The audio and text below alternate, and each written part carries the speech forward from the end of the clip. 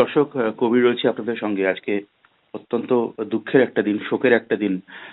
প্রয়াত আমাদের আত্মজন প্রাক্তন আইজি রাজ্য পুলিশের পঙ্কজ দত্ত। পঙ্কজ দত্তের পরিচয় শুধুমাত্র রাজ্য পুলিশের প্রাক্তন আইজি নয়, তিনি প্রতিবাদী মুখ হিসেবে আমাদের রাজ্যের মানুষের মধ্যে নিজের একটি চিরস্থায়ী জায়গা করে নিয়েছেন। আজকে তিনি প্রয়াত হয়েছেন। আপনাদের জ্ঞাতার্থে বলে রাখি, গত 23শে অক্টোবর থিওসফিক্যাল সোসাইটি অফ ইন্ডিয়ার একটি সভায় বারাণসীতে বক্তব্য রাখতে গিয়েছিলেন তিনি, এবং সেখানে অসুস্থ হয়ে পড়েন এবং তারপরে তাকে সেদিন থেকেই হসপিটালে ভর্তি থাকতে হয়েছিল। আজকে তিনি প্রয়াত হন দীর্ঘ 37 দিন লড়াইয়ের পর। এই নিয়ে আমরা প্রতিক্রিয়া নেব বিকাশ রঞ্জন ভট্টাচার্য, প্রখ্যাত আইনজীবী এবং সাংসদ। স্যার, কি বলবেন? পঙ্কজ বাবুর সঙ্গে তো আপনার ব্যক্তিগত সখ্যও ছিল নিশ্চয়ই। আমরা একজন সহযোদ্ধাকে হারালাম। পঙ্কজবাবু সরাসরি তো রাজনীতির লোক ছিলেন না, তিনি একজন অবসরপ্রাপ্ত আমলা, পুলিশের বড় কর্তা ছিলেন এবং স্বভাবতই তিনি বিভিন্ন সময়ে পুলিশের যে গাফিলতি, প্রশাসনের গাফিলতি নিয়ে মুখ খুলছিলেন, সেটা একটা ইতিবাচক দিক। এদিক থেকে ওর উপর হয়তো শাসক দলের কোনো কিয়দংশ মানুষের খানিকটা ক্ষোভ থাকতেও পারে। পঙ্কজবাবু শেষ যখন আমার সঙ্গে দেখা হয়, ওকে আদালতে যেতে হয়, সে সময় তিনি আসেন, এসে তার হয়ে সওয়াল করার জন্য আর্জি করেন, আমি রাজি হই। তখন দেখেছিলাম তিনি খুবই মর্মাহত হয়েছেন। হয়েছেন এই জন্যই যে একজন প্রাক্তন আইজি, তাকে পর্যন্ত থানায় ডেকে প্রায় 8 ঘন্টা বসিয়ে রাখা, এটা ওকে খুব মানসিকভাবে বিপর্যস্ত করেছিল। সেই ধাক্কাটা বোধহয় উনি সামলাতে পারলেন না বলে আমার ধারণা। তা না হলে বয়স হয়েছিল ইত্যাদি সেসব তো আছেই, স্বাভাবিক কারণেও মৃত্যু হতে পারত, কিন্তু মৃত্যুটা হয়তো ত্বরান্বিত হলো ওই মানসিক আঘাতের জন্য। বহু সভাতেই তার সঙ্গে কথাবার্তা হয়েছে। উনি আমাকে প্রায়শই বলতেন যে আপনি করবেন, যে উগ্র হিন্দুত্ববাদের বিরুদ্ধে অত তীব্র লড়াই করবেন না, এরকম একটা ধারণা ছিল। আমাকে প্রায়শই বলতেন যে আপনার এটা গ্রহণযোগ্যতা আছে, এটা হিন্দুরা খেপে যাচ্ছে। যাকে সেগুলো ভিন্ন বিষয়, কিন্তু তিনি একটা প্রতিবাদী মুখ হিসেবে মানুষের কাছে গ্রহণযোগ্য ছিলেন। এই সমস্ত প্রতিবাদী মুখগুলোকে কিন্তু বাঁচিয়ে রাখাটা আমাদের দায়িত্ব, আমরা সেটা পাচ্ছি না যে কোনো কারণে হোক।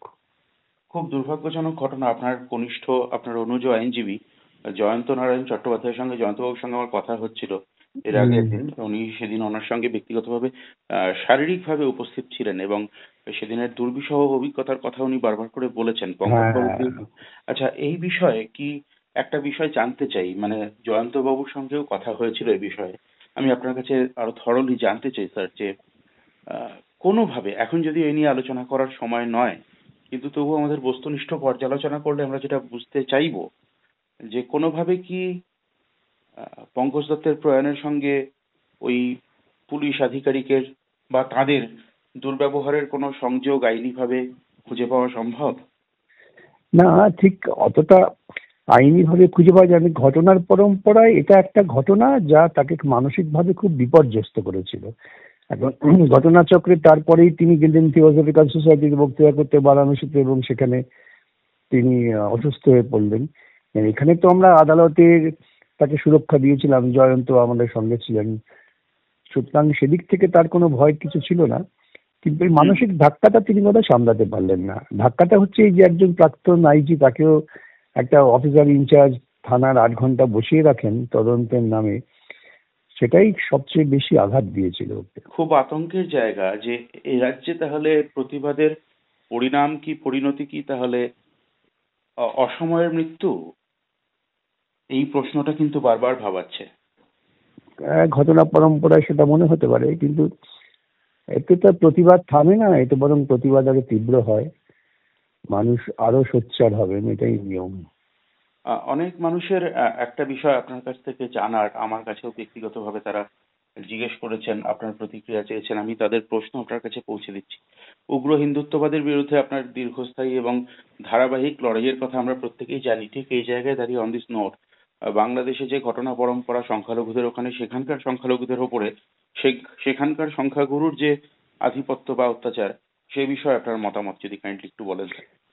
দেখুন, এই যে একটা দক্ষিণপন্থী ঝোঁক, গণতন্ত্র বিরোধী ঝোঁক, তা হচ্ছে সংখ্যাগুরু মতবাদকে জোর করে চাপিয়ে দিয়ে সংখ্যালঘু মতবাদকে দমন করা। সংখ্যালঘু মানে শুধুমাত্র আমি ধর্মীয় সংখ্যালঘুর কথা বলছি না, ভাষাগত সংখ্যালঘু, কৃষ্টিগত সংখ্যালঘু, সর্বত্রই এই যে একটা সংখ্যাগরিষ্ঠের আধিপত্যবাদ, এটা সর্বত্রই খুব ক্ষতিকারক ভূমিকা পালন করছে। যে বাংলাদেশকে আমরা দেখেছিলাম 71 সালে, তারা একটা উত্থানের মধ্য দিয়ে ধর্মনিরপেক্ষ আদর্শকে প্রতিষ্ঠা করেছিলেন, যেখানে রবীন্দ্রনাথ, নজরুল তাদের মূল ভাবাদর্শ ছিল জীবন আচরণের। সেখানে প্রথম থেকেই কিন্তু এই ধর্মীয় মৌলবাদের একটা প্রবণতা ছিল। আমার মনে আছে ঢাকায় আমাকে ওরা আমন্ত্রণ জানিয়েছিলেন একটা অনুষ্ঠানে উদ্বোধন করবার জন্য। সেখানে বিষয় ছিল ধর্মনিরপেক্ষতা এবং বিচার ব্যবস্থা। তখন বিএনপি সরকার ক্ষমতায় ছিলেন। যাই হোক, আমি আমার মতো করে যথারীতি বলি, তাতে এক অংশের আইনজীবী যারা ধর্মনিরপেক্ষতার পক্ষে, তারা ভয় পেয়ে গিয়েছিলেন যে আপনি এত কড়া কথা বললেন। কিন্তু যেহেতু আইনজীবী, বিএনপির আইনজীবীদের সঙ্গে আমি কথাবার্তা বললাম, তারা সহমত হলেন, কেউ আবার দ্বিমত পোষণ করলেন, কিন্তু এটা পারস্পরিক বন্ধুত্বের সম্পর্ক ছিল।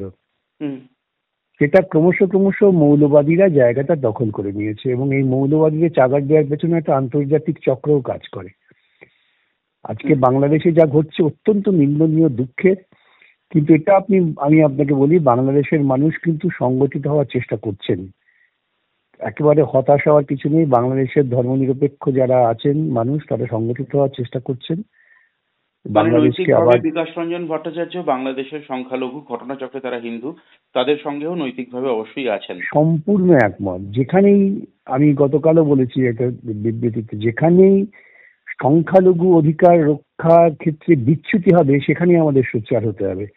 কেন, মানুষ কখনো একমুখী, এক পথ, এক দেশ, এক নেতা, এক ভাষা হতে পারে না। মানুষের হচ্ছে বৈচিত্র্য। আপনি সংসদে এই নিয়ে ঐতিহাসিক বক্তৃতা দিয়েছেন, আপনি রাজ্যসভায় সংসদের উচ্চ কক্ষে আপনি বক্তৃতা দিয়েছেন ভাষাগত জায়গায় জায়গায় দাঁড়িয়ে, যে ভাষাগত আধিপত্যের বিরুদ্ধে আপনি কথা বলেছেন। এবং আমার মনে হয়, আমি এইমাত্র একটা পোস্ট করলাম এখন, যে ভারতেরও যারা সুস্থ চিন্তার মানুষ, তারা ওই সমস্ত ক্ষুদ্র মৌলবাদী বিচ্যুতিকে সামনে রেখে বড় করে উন্মাদনা সৃষ্টি করছেন, এটাও ঠিক না। ওরা ভারতের পতাকা অসম্মানিত করছে, এটা মৌলবাদীদের একটা কুকর্ম। সেটাকে নিয়ে আমাদের এখানে পাল্টা একটা উত্তেজনা সৃষ্টি করা ঠিক না।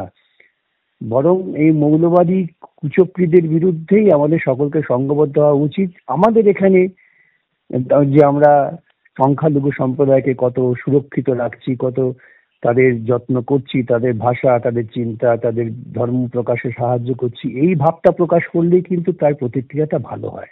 একটু ইতিহাসের দিকে তাকাই যদি স্যার, কথোপকথন দীর্ঘায়িত হচ্ছে, একটু যদি ইতিহাসের দিকে তাকাই, 1984 বা 1992 এর দেশব্যাপী দাঙ্গার সময় যেভাবে জ্যোতিবাবুর প্রশাসন বাংলায় দাঙ্গাকে রুখে দিয়েছিলেন, আপনার কথাতেও সেই সুর অনেকখানি খুঁজে পাওয়া যাচ্ছে। আপনি কি সেই অভিজ্ঞতা থেকে, সে সময়ও আপনি জ্যোতিবাবুকে কাছ থেকে দেখেছেন, সেই অভিজ্ঞতা থেকে শিক্ষা নিয়ে কথা বলছেন? বটেই তো। সেই সময়ে ভারতবর্ষে আলোচিত হতো, যদি নিশ্চিন্তে থাকতে চাও তো জ্যোতিবাবুকে বাঙাল মে চলা যাও। এইরকম একটা সুস্থিত পরিস্থিতি রাখা দরকার। প্রত্যেকের অধিকারকেই সম্মান করা। আমি সংখ্যাগুরু, অতএব আমার অধিকারটাই অধিকার, আমার দাবিটাই দাবি, আমারটাই ঠিক, এই মতামতটা হচ্ছে ভুল। সকলকে আমি অনুরোধ করব যে সকলের বিকাশের সুযোগ করে দিলে পরেই কিন্তু আমার গ্রহণযোগ্যতা বাড়বে। আজকে বাংলাদেশে আমরা নিন্দা করছি মৌলবাদীদের, তার কারণে মৌলবাদীরা সকলের ভাষা, চিন্তা, ধর্মকে বিকাশ করতে দিচ্ছে না বলেই আমাদের তাদের উপর রাগ। যদি বিকাশ করতে দিত তাহলে তো তাদের এত রাগ হতো না আমাদের। একদমই। স্যার, শেষ প্রশ্ন, আপনি রাজ্যের বাইরে আছেন, আপনি ব্যস্ত আছেন, তার মধ্যে এতটা সময় দেওয়ার জন্য অগ্রিম ধন্যবাদ। আমার শেষ প্রশ্ন, পঙ্কজ দত্তের প্রয়াণ শুধুমাত্র ব্যক্তি পঙ্কজ দত্তের প্রয়াণ না, আপনি কি একে প্রতিবাদের প্রয়াণ হিসেবেও দেখছেন, নাকি প্রতিবাদের অভ্যুত্থান হবে? প্রতিবাদের অভ্যুত্থান হবে। প্রতিবাদ কখনো দমানো যায় না। দেখতে পেলেন না ইসরায়েলের বুকে ইসরায়েলের মানুষ কিরকম নেতানিয়াহুর বিরুদ্ধে ব্যাপক বিক্ষোভ সংগঠিত করলো। ওই প্রবল পরাক্রমী নেতানিয়াহু যা করছিলেন তার বিরুদ্ধে ইসরায়েলের মানুষ বিক্ষোভ করছিলেন। এটা তো মানুষের স্বাভাবিক প্রবৃত্তি। অনেক অনেক অনেক ধন্যবাদ স্যার কথা বলার জন্য, এবং এই ভালো বিষয়ে থাকবেন ভাই। আপনার আরো এক্সক্লুসিভ আপডেটস পাওয়ার জন্য আপনার চোখ থাক কবির সৌরভের ইউটিউব চ্যানেল।